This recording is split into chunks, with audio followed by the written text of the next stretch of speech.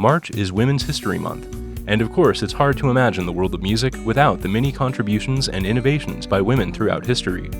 We have tons of books here at the Polley Music Library, all about music made by women, from biographies to history to sheet music. Today I'm going to highlight just a few of those books, and if you find some of these interesting, there are lots more waiting to inspire you.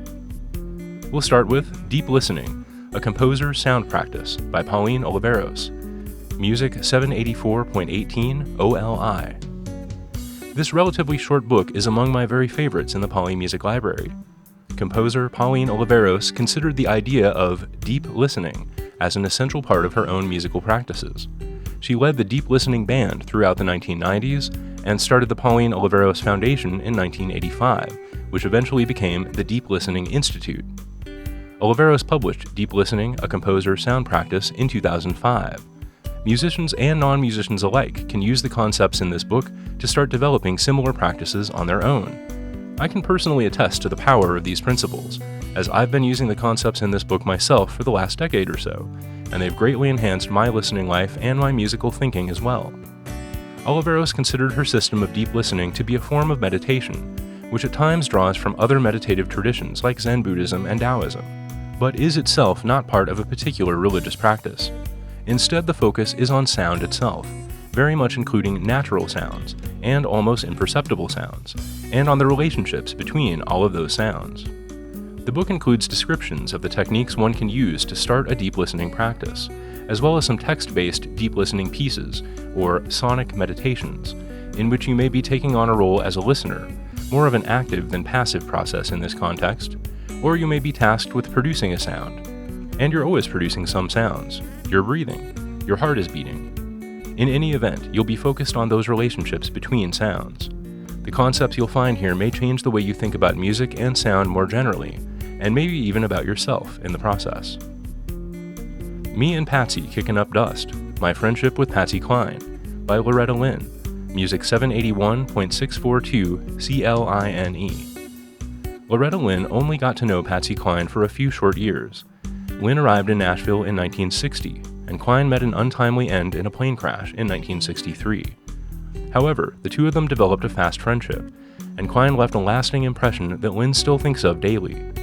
Now Loretta has written this book to bring us all in on their relationship, and on how the two of them navigated the early days of the Nashville music business back then. You'll learn some interesting trivia in this book, like how the average townspeople of Nashville in that era weren't particularly excited about country music, and you'll also hear of struggles that many women had in the music business back then, which unfortunately probably won't come as a huge surprise. Then Lynn wraps things up with a few chapters on how she coped with the loss of Cline and how her own career continued to climb. Me and Patsy Kickin' Up Dust is written in a fun, conversational style and reads more like a comfy fiction book than your typical music history lesson. You'll have fun reading this book while learning a lot about the formative days of Nashville at the same time. The Motherlode, 100 Plus Women Who Made Hip Hop, by Clover Hope, Music 781.66 HOP. We have a few great books in Polley on the history of women's contributions to hip hop, and this is the latest arrival, which was just published this year. Unlike most of the others, which are typically set up in a long historical narrative style, the Motherlode mostly focuses on one artist at a time, with occasional small sections to connect points in history. Artists are featured in the book in mostly chronological order, leading right up to current chart-topping women like The Future, Lizzo, and Cardi B. Most artists are featured in articles of 2 to 3 pages, so while this isn't the best book for digging deep into individual artists' histories, it's a great starting point for realizing just how many talented women have been part of the history of hip-hop, as well as making it the vital genre that it remains today. And there are definitely more female hip-hop artists featured in this book than the other single volumes we have. This is one of those books that I would recommend both for someone new to hip-hop and also for hip-hop fans who might hope to bump into an artist or two with whom they're not already familiar. There is a listening recommendation included with each entry too. Shebop, The Definitive History of Women in Popular Music, revised and updated 25th Anniversary Edition, by Lucy O'Brien, Music 781.64 OBR. The original edition of Shebop was published in 1995, and it featured a remarkable and thorough history of women's roles in the popular music industry from the 1920s into the 90s.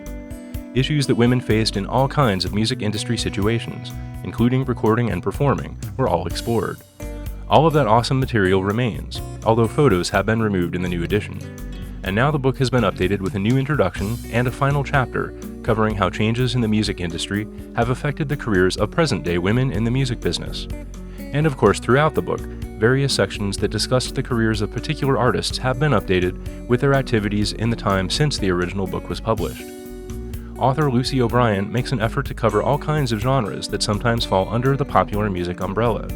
So you'll find hip-hop, punk, country, world music, alternative artists, and much more featured here. If you're interested in reading generally about the history of women in various popular forms of music over the last century, this is an excellent place to start. Be Bad, Be Bold, Be Billie. Live Life the Billie Eilish Way by Scarlett Russell. Music 784.66 EILISH. Billie Eilish has been a huge success in the last 5 years, having already picked up 5 Grammys, 2 American Music Awards, and 3 MTV Video Music Awards, among others, all before reaching the age of 20. Be Bad, Be Bold, Be Billie is an interesting little book that's part biography, part fandom, and part self-help or inspiration. Looking at Eilish's quick rise to stardom, the book celebrates her successes and also tries to find life lessons that might be more broadly applicable for young artists to consider as they begin to take on the world. There are a lot of self-affirmation and self-acceptance lessons waiting to inspire the readers of this book, while they think about how their own lives might have lots of similarities to favorite young artists like Billie Eilish. Toward the end of the book, there are some quiz sections, very similar to online social media questionnaires. Billie Holiday by Carlos Sampaio. Music 781.643 HOLIDAY. I wanted to point out another of the musical graphic novels that we have here in Polley. This graphic novel about the life of legendary jazz singer Billie Holiday was originally published in Spanish in 1991. This 2017 edition translates the story into English while retaining the striking illustrations by Jose Munoz. This is a graphic novel aimed at older readers. There is some strong language, and telling the story of Billie Holiday involves her navigating racism and sexism in her career, as well as struggling with substance abuse issues later in life. But again, this is such a beautifully presented way to learn about Holiday's life and work, and I hope we continue to see more graphic novels about musicians come out. And A Voice to Sing With, a memoir by Joan Baez. Music 781.62 BAEZ. If you're interested in folk and protest music of the 20th century, Joan Baez is among the most important figures of all. This autobiography, originally written and published in the 1980s, briefly discusses her childhood, but spends the bulk of time on the folk music scene of the 1960s and 70s. As you might expect, Baez is less interested in music industry gossip, devoting her energy to student protests, international affairs, and participating on the front lines of the civil rights movement. She discusses many events that inspired her to write particular songs, and how her life changed over time as she and her contemporaries became well-known stars, playing in stadiums and arenas, and touring all over the world. Although the book isn't updated past its original publication, our edition has a new introduction by Anthony DeCurtis that gives a brief update on how Baez has been doing more recently. Hidden Alliances, edited by Elizabeth Shimana. Music 786.7 HID. Editor Elizabeth Shimana founded the Institute for Media Archaeology in 2005 in Heinsberg, Germany, and Hidden Alliances features written and photography portraits of 20 women electronic music composers, whose work resonates with one another on many layers. 10 interviewees each suggested others who should be interviewed, resulting in profiles of women making electronic music that were originally part of an exhibition, which has now been expanded into this book, published in both English and German. I recognized a few of the artists profiled here as foundational contributors to electronic music, such as French composer Elaine Radigue. Many are new and exciting up-and-coming artists, and it's inspiring to read about their work as well as how they see themselves in the greater community of electronic music composers and performers in this book. There's a lot of cutting-edge new music discussed here, so if you're interested in the future of music, both popular and concert music, I'd highly recommend this book. Nobody Ever Asked About the Girls, Women, Music, and Fame by Lisa Robinson. Music 781.66 ROB. Author Lisa Robinson is a bit of a pioneer herself, as one of the earliest female rock music journalists who got her start in the late 60s. Having already published a memoir in 2014, she's now delivered us this book that focuses specifically on her conversations with woman artists throughout her career. Rather than profile particular women at length, Robinson organized her thoughts around subjects that universally affect pop stars, like navigating the business side of music, navigating bad press, dealing with fame, and handling romantic relationships. Some of her topics focus on issues more specific to women in the arts, such as balancing motherhood with careers, the pressures put on women artists to have perfect hair and makeup, and the often unfair treatment women musicians get as they get older. Having interviewed over 1,000 women over the course of her career, Robinson pulls out the perfect anecdotes from a diverse range of female artists to investigate these issues. Drawing from conversations with so many creative, talented women, we find many unique paths through the complexities of stardom. Woman Walk the Line: How Women in Country Music Changed Our Lives, edited by Holly Gleason, Music 781.642 GLE.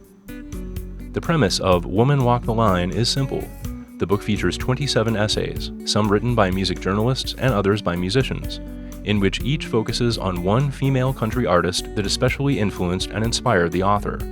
The result is a wide-ranging look at important women throughout country music history. As a genre that often places emphasis on tradition and its own past, the totality of these essays also highlights country music as a living tradition, where the work of previous generations continues to be celebrated and frequently remains a direct influence on the music of younger artists. Some of the relationships described here are quite intimate, such as Rosanne Cash writing about her stepmother, June Carter Cash. But most are appreciations from afar, those kinds of inspirations that start by identifying with a particular song or voice you hear over the radio, songs that immediately feel like they've been part of you all along. But those connections often deepen over time, as the authors of these essays learn more about their favorite artists and their lives, and the kind of leadership and independence it takes to be a woman country singer gets passed through the generations. I hope you found some of the books we talked about today intriguing. And remember, we have lots of other music books, histories, biographies, and much more for a huge variety of musical styles. And it's all free with your library card. Any questions? I'm always glad to help. You can reach me at Polley, P-O-L-L-E-Y, at lincolnlibraries.org, or call the Polley Music Library at 402-441-8520. Thanks for watching, and I hope to see you at the library soon.